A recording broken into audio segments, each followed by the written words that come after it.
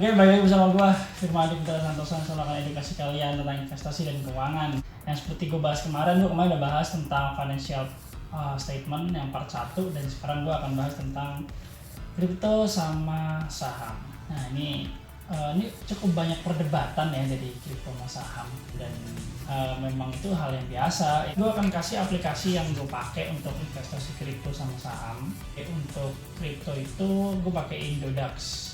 Nah, kalau nanti link gue kasih di bawah di deskripsi. Kalian bisa download di Apple Store atau Play Store. Kalau yang saham gue pakai dari Trimegah, itu dari Sekuritas. Biasanya kalau teman-teman nanya, gue selalu rekomendasi Ajaib. Oh iya, jangan lupa subscribe-nya sama like-nya. Komennya kalau misalnya ada yang mau ditanya bisa langsung DM atau komen di bawah. So stay tune dan dengerin sampai habis. Nah sekarang gini, gue akan jelasin perspektif gue tentang kripto sama saham ya. Yang pertama, kripto itu menurut gue pribadi beda sama saham. Kalau saham itu jelas kepemilikan suatu perusahaan gitu ya. Kalau kripto itu hitungannya komoditas. Dan sebenarnya dari jenis instrumennya aja kayak komoditas sama saham, paper asset, itu cara investasinya beda, cara mainnya beda. Jadi nggak bisa jadi satu. Cuman yang menggerakkan mereka tuh sama sebenarnya, ya duit juga, jadi money juga, money flow. Jadi yang masuk ke kripto berapa, yang masuk ke saham berapa. Dan menurut gue pribadi, jadi ini si kripto ini kan udah lama ya sejarahnya, tuh dia kurang lebih 10 tahun dia udah ada. Cuma dia tuh baru mencapai puncaknya itu terakhir tahun 2017. Dan kalau gue lihat kenapa ada kripto sih sebenarnya, jadi kripto ini kan setahu gue tuh, kalau misalnya kita lihat 10 tahun ke belakang ya, kripto ini kurang lebih 10 tahun. Kalau nggak salah tuh kripto itu tahun 2012 tuh baru pertama kali Bitcoin lah. 2012 sampai 2013. Habis krisis 2008. Itu menurut gue salah satu momentum, harusnya tuh udah depression lah istilahnya. 2008 itu krisis properti di Amerika. Orang mungkin berpikir di situ, oh nih harga rumah makin kesini makin nggak make sense gitu loh. Dan akhirnya dibuatlah mungkin komoditi baru, komoditi digital, mungkin dengan ada internet juga. Nah dibuatlah Bitcoin. Siapa sangka tahun 2017 itu bisa sampai 300 juta kalau nggak salah per satu koin. Terendah setelah 300 juta itu sekitar 30 jutaan, kurang lebih turun 90%. Kalau itu kita lihat sejarahnya di situ ya. Jadi kalau saham beda, udah ada dari sejak udah lama sih, zaman dulu Wall Street ya. Kalau misalkan di US tuh zaman, kita juga udah zaman lama banget, 1900-an lah udah ada itu ya. Jadi kita nggak bisa bandingin secara time frame di situ, karena stock market itu pasar lama, sedangkan Bitcoin ini pasar baru 10 tahun umurnya. Kenapa marketnya volatile kayak gitu? Karena yang baru masuk juga dikit, dan yang baru ngerti pun juga dikit gitu. Di sini gue akan jelasin kayak blockchain apa segala macam. Di sini gue akan jelasin kita tuh sebagai investor gitu loh, mindsetnya. Dan gue nggak akan jelasin sistem apalah segala macam, karena itu basicnya adalah balik lagi namanya aja cryptocurrency. Yang pasti itu namanya currency ya, jadi kayak uang juga ujungnya sebenarnya. Stock market juga paper, juga ujungnya duit juga di situ. Jadi kayak sebenarnya kita harus paham namanya money flow. Uang ini tuh switch kemana, naruh kemana, habis ini ke sini, habis ini kemana. Nah itulah prinsip yang gue pakai sebagai investor gitu. Contoh misalkan ini udah kemahalan, gue bakal pindah ke sini. Oh instrumen lain udah mahal nih, gue bakal pindah ke sini. Oh rumah lagi mahal nih, gue bakal jual, gue taruhin ke mana gitu. Jadi memang setiap instrumen memang punya cycle-nya. Kemarin itu harga emas dunia aja sempat $2.000. Saham juga waktu itu sempat jadi all time high juga. Itu kripto tuh kayak hybrid antara komoditi dan currency juga. Beda kan, kalau perusahaan jelas tuh kita ada punya mentalnya, ada kemampuan perusahaan gitu kan. Kalau misalnya kripto menurut gue memang dia didesain untuk ini instrumen yang nggak ada pengaruhnya sama sistem gitu. Jadi ini emang pure memang keyakinan para orang terhadap komoditi ini. Kayak emas, kita menganggap emas itu, oh ini emas ada nilainya nih, kiranya ya orang bilang emas selalu naik gitu. Properti, oh menganggap orang properti selalu naik nih. Jadi ada keyakinan di situ. sama kayak Bitcoin. Jadi kenapa kemarin bisa naik kayak gitu? Mungkin ya para orang-orang juga udah meyakini, para investor-investor besar juga udah pada meyakini. Mereka melihat opportunity di sini, melihat peluang di sini. Gue mempelajari kripto itu, gue mempelajari bahwa uang itu sendiri yang gue akan pelajari. Gue mempelajari tentang uangnya, gimana uang bisa switch, kenapa kripto bisa naik tuh bukan sistemnya menurut gue, karena ada uang ke situ. Dan kenapa ada uang ke situ? Artinya ya mungkin orang-orang pada meyakini si kripto ini bisa menjadi salah satu hedging atau pelindung nilai duit kita atau kekayaan kita gitu. Ibaratnya dia udah punya properti, udah punya apa, mungkin harganya udah terlampau mahal atau enggak, udah intinya mereka itu mengalokasikan aset mereka sebagian ke komoditi baru. Dan mereka biasa kalau investor besar itu untuk jangka panjang. Ada beberapa investor besar pun juga masuk ke cryptocurrency. Kemarin dari US dia katanya mau cetak 7 triliun dolar, ya kan? Dan yang gue yakini ya, memang beberapa tahun ke depan bakal ada namanya hyperinflasi. Dan itu sangat-sangat berbahaya kalau kita nggak sadar. Jadi kita harus makin aware sama apapun yang terjadi di luar. Kita nggak bisa kontrol itu. Yang bisa kita kontrol adalah ya diri kita, ilmu kita. Jadi mereka ini yang mencetak kayak istilahnya. Ya uang bertebaran ini harus dialokasikan gitu loh. Nggak bisa dicetak terus diemin aja, harus dialokasikan. Gitu, entah ke instrumen investasi apa aja. Jadi kenapa yang bisa Bitcoin menurut gue kemarin bisa naik sampai hampir 1M gitu ya. Pertama ada boost media, ada pompa media di situ. Jadi kayak dia nge-boost media, apalagi ada influencer. Jadi kenapa mereka bisa dan naik harganya? Sebenarnya basicnya kan sebenarnya investasi itu adalah ada yang beli dan ada yang jual kan. Kalau misalnya nggak ada yang beli atau nggak ada yang jual, ya nggak akan bisa naik tuh harga karena nggak ada demand-nya. Nah makanya menurut gue kripto juga bisa jadikan sebuah investasi. Tapi untuk koin-koin tertentu sama kayak saham pun bisa jadi investasi juga, bisa jadi mainan juga. Jadi balik lagi ke kalian, gimana cara kalian memilih koinnya atau gimana cara kalian memilih sahamnya. Oke, jadi kita nggak bisa milih kripto lebih baik daripada saham gitu. Contoh ya, gue sebagai investor, let's say gue taruh di kripto, ya kan, saham gue taruh harganya 1.000, tiba-tiba naik jadi 20.000, itu harga udah tinggi banget. Otomatis ya gue jual, gue langsung pindahin misalnya ke saham yang tadi lagi turun, pasti gue switch ke sana sebagian, gue nggak jual semuanya contoh, gue cuma taruh sebagian di situ. Nah terjadilah penurunan. Nanti ketika dia turun lagi kita mau pindah ke kripto lagi bisa. Jadi kayak itu sebenarnya seni dari kita switching dari instrumen satu ke instrumen yang lain. Itu menurut gue itu investor yang smart sih, dia bisa ngeliat peluang itu. Dan memang setiap instrumen itu punya ilmunya masing-masing dan gayanya masing-masing. Jadi bener-bener ya cocok-cocokan dengan kalian kayak gimana cara cari tahunya, kalian harus terjun gitu. Masalahnya kenapa kemarin orang rugi nih di saham, mau di saham, mau di kripto rugi nih. Ya kalian salah momentum mungkin. Ya, kalian ngambil lagi di atas, jual di bawah. Pas kalian pindah switch, udah di atas, turun lagi. Jadi nyamain satu sama lain gitu. Jadi kayak itu nggak akan pernah selesai. Nah makanya pinter-pinter kita gimana siklus itu tuh terjadi karena apa, momentum itu terjadi karena apa. Jujur kelihatan sebenarnya kalau kita pelajari siklus kripto kelihatan, siklus saham juga kelihatan. Cuman lagi ada disrupsi media sosial, nah ini sangat internet. Nah ini jujur ini sangat mengganggu market sebenarnya, karena informasi kan makin mudah diakses. Cuman balik lagi kita nggak pernah tahu ke depannya kayak gimana.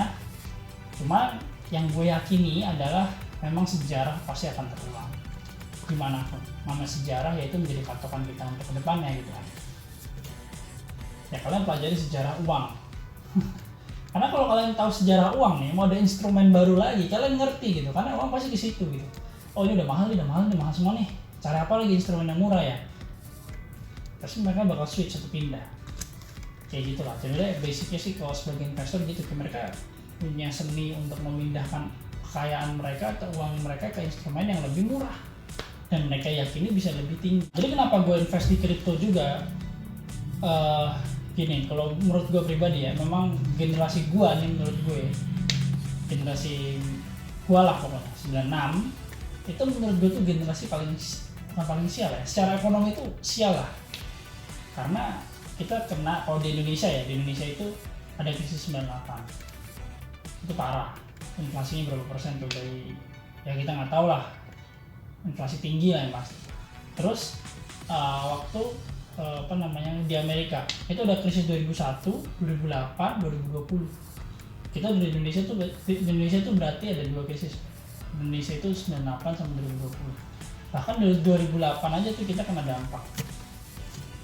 Jadi kayak sebenarnya, nah pada saat jatuh pasarnya, pada saat itu Amerika itu punya namanya plunge protection team. Jadi ketika pasar jatuh, ada backup, terjadi inflow di situ.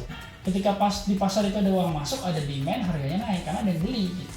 Jadi kayak kenapa gue invest di kripto, karena kripto ini baru dan gue yakini banget emang cycle-nya kripto ini juga kelihatan banget. Kalau misalnya kita lihat dari 2017, 18, 19, 20, 21 dan juga tuh, ya gue nggak tahu ya kedepannya kayak gimana ya. Cuman gue udah nyatet juga tuh di Instagram gue apa yang menurut gue, prediksi gue gitu. Jadi menurut gue perjalanan di kripto ini masih panjang dan enjoy aja investnya. Jadi kayak gimana sih caranya supaya kita nggak ngerasa rugi, apa kita investnya pelan-pelan. Yang gue lakuin di kripto tuh gue investnya pelan-pelan karena gue tahu ini mungkin beresiko tinggi atau enggak marketnya cukup volatile, dan gue megangnya juga jangkanya 4 tahun gitu loh gue megangnya. Kalau misalnya dia bisa kurang dari 4 tahun bagus gitu. Jadi kalau kita lihat cycle-nya ya tertinggi kemarin 1M itu di tahun 2021. Menurut gue ini nggak bisa sih, agak susah sih ke mungkin ya bisa rendah lagi, gue nggak tahu ya. Ini disclaimer nih menurut gue. Kalau misalnya tertinggi di tahun ini ya 2021, terakhir tertinggi itu di 2017, jangka mereka tuh 4 tahun sekali. Ya berarti logikanya adalah ketika gue invest di kripto, gue baru mulai 2021, 2025 itu baru bisa gue petik. Dan menurut gue emang 2025 tuh bakal ada namanya mungkin krisis lebih kecil ya, krisis kecil. Karena itu ada siklus 5 tahunan ekonomi. Jadi itu sudah kebaca gitu loh, siklus 5 tahunan ekonomi, 10 tahunan, dan mereka ya itulah. Jadi kalau kalian paham sih, maksudnya kalau kita paham gimana siklusnya dan kita pede gitu, dengan kita yakini apa yang kita invest. Kalau misalkan di saham misalkan, kalian ini balik ke profil risiko kalian kan, profil risiko kalian tipikal orang seperti apa. Ada yang agresif kah, ada yang moderat, atau ada yang gue konservatif orangnya gitu. Itu tergantung kalian beli stok yang mana, saham yang mana gitu. Ada saham yang mungkin naiknya turunnya cepat, atau naik turunnya lama, atau naiknya turunnya lama, naiknya lama. Itu balik ke preferensi kalian. Gue di sini nggak akan jelasin blockchain apa sih, nggak usah. Kalau gue nggak sampai sana. Intinya kalian harus paham money flow. Jadi uangnya ini masuk kemana gitu loh. Instrumen investasi yang gue udah kasih tahu ya, ada di properti, ada di komoditas, ada di paper aset, dan di bisnis. Ini masuk kemana kita harus tahu. Ketika duit dicetak, terus masuk ke situ dulu. Karena yang mencetak duit pun, siapapun yang mencetak duit, mereka juga pasti punya pikiran, oh iya nih cetak duit harus dimasukin ke aset yang produktif, yang 4 tadi. Makanya sistemnya kayak gitu, sama aja. Dan di empat ini mereka saling switching seperti lah bisnis atau komoditi atau paper asset. Kalian di sini invest lah yang buat kalian tuh nyaman di situ. Jadi kalau misalnya gue boleh cerita, dulu gue invest di Dogecoin waktu itu di harga 50 perak. Dan sekarang tiba-tiba harganya 10.000 kan, dan gue udah jual waktu itu. Artinya apa? Pada saat itu gue investasi itu waktu itu gue taruh di Dogecoin atau gue invest di Dogecoin itu 2019 akhir, waktu harga 50 perak. Karena gue nggak ada keyakinan itu, karena gue nggak ada keyakinan untuk menahan itu duit, akhirnya gue jual. Dan sekarang main sempat nyentuh 10.000 gitu kan. Artinya ketika kita nggak tahu ilmunya, kita nggak ada edukasi, ya lepas aja gitu peluang itu gitu. Makanya setelah kejadian ini akhirnya gue sadar bahwa kripto itu real. Semenjak ada krisis ini baru gue sadar, oke gue masuk kripto. Mungkin kalau nggak ada krisis ya gue sudah gitu loh. Cuman dengan ada krisis, benar-benar ada yang mencetak duit. Kalau ada mencetak duit ya ibaratnya ada supply duit baru. Ya sudah, mungkin instrumen investasi baru bisa jadi kripto gitu. Dan gue yakini ada uang masuk ke sana tuh ada, dan pasti banyak kepentingan, karena ibarat itu kolam baru gitu loh. Kalau itu tuh kolam baru dan banyak kepentingan di sana. Siapa ya, Elon Musk aja kemarin kan, itu kolam baru kripto itu, karena ya orang-orang zaman dulu nih, yang mungkin zaman orang tua kita atau orang-orang dulu investor nggak akan tahu gitu. Maksudnya kayak, nah apa sih lu kripto, gue cocoknya di stock market, jadi stock market karena dia ngerasa waktu itu stock market dan sampai sekarang boom, jadi ya mereka santai aja, gue udah cuma di stock market ya sudah, mungkin dia alokasi sedikit ke situ gitu. Bisa jadi potensi apa enggak tergantung kalian paham nggak cara mainnya kripto kayak gimana. Kalian harus belajar siklus, jadi jangan ikut-ikutan orang, oh ini lagi naik beli, lagi turun jual, jadi jangan tergoda. Kalian harus punya keyakinan di situ, kalian harus punya kepercayaan diri terhadap instrumen itu atau keyakinan terhadap saham kalian. Oke, let's say kalian pasti mikirkan terus gimana caranya gua yang nyangkut nih apa yang segala macam. Kalau menurut gue itu mainin psychology kalian. Kalian kalau punya 100 jangan taruh 100 di kripto. Kalian keluarin misalkan 80 lah. Sisanya ya udah biarin di kripto dulu. Kalian tenangin diri dulu. Kalian cari instrumen investasi baru atau enggak kalian cari peluang baru atau belajar ilmu baru. Kayak gitu saran gue, daripada kalian malah stuck di situ apa sama kayak di saham kemarin. Menurut gue instrumen investasi itu harus dipelajari sih, nggak bisa asal masuk, tapi ketika udah masuk pasti belajar ya, learning by doing lah. Kalau nggak tahu tanya. Profil risiko untuk kripto dan saham itu gimana sih ya, tergantung. Ada yang agresif, kan profil risiko itu ada yang agresif, ada yang moderat, ada yang konservatif. Di saham pun ada yang juga ada cara main agresif seperti apa, cara main moderat kayak gimana, cara main konservatif kayak gimana. Ya kan, misalnya kalian agresif banget ya taruh di saham-saham yang agresif naik turun ya, itu pun juga ada alokasinya loh, nggak semuanya di situ. Jadi kayak memang sebenarnya balik ke profil risiko kalian sendiri, untuk kalian sendiri itu seperti apa. Cuman kalau gue bilang stock market itu masuk ke middle sih, moderat, karena kalian bisa pilih mau yang safe banget ada, atau kalian bisa pilih mau yang risiko banget ada. Nah kalau kripto menurut gue masuk ke dia agak berisiko karena dia volatilitasnya tinggi, dan ketika volatilitasnya tinggi, kunci nomor 1 tuh menurut gue pribadi itu money management ya kan, itu menurut gue. Dan money management itu gak gampang, susah, dan kalian harus terbiasa dengan itu. Ngelihat naik dikit, senang minta ampun, naik turun dikit, stres. Main manajemen, naruhnya itu pelan-pelan gitu, kayak nabung gitu. Terus investasi itu juga pelan-pelan gitu, 10.000, 20.000 gitu aja, santai. Di situ nanti kalian bakal pede kan, bakal yakin, oh iya udah lama ternyata gue investasi itu, dan situ kalian udah kebentuk lah emosinya. Tergantung kalian nyamannya kayak gimana sih. Ada juga yang gede, naruh gede, untung gede, jual gede, ada juga kayak gitu. Jadi kalian harus cobain semua, karena gue di sini nggak tahu, gue juga pakai cara gue, cuman mungkin ini bisa cocok dengan cara kalian. Jadi itu aja yang bisa gue kasih tahu tentang kripto sama saham. Jangan ada banding-bandingin lagi, maksudnya mau kripto mau saham. Kesimpulannya tuh semua instrumen investasi itu punya cycle-nya, punya marketnya, dan pasti ada saatnya redup, ada saatnya naik juga. Kalian harus pahami itu, money flow in sama money flow out, outflow inflow antara uang di dunia nih, cuma lebay banget ya di dunia. Maksudnya kan harus sadar, kayak aware aja. Kalian cukup pahami aja, ada 4 instrumen investasi, ada properti, bisnis, aset, sama komoditas. Kita lihat ini aja, perhatiin aja nih 4. Itu sih saran gue, dan tetap produktif, santai aja, nikmati naik turunnya ya kan. Jadi jaga mental, jaga psikis, kalian jangan kebawa banget sama uang gitu, cari opportunity baru ya. Good luck. Oh iya, jangan lupa subscribe sama komen ya. So good luck.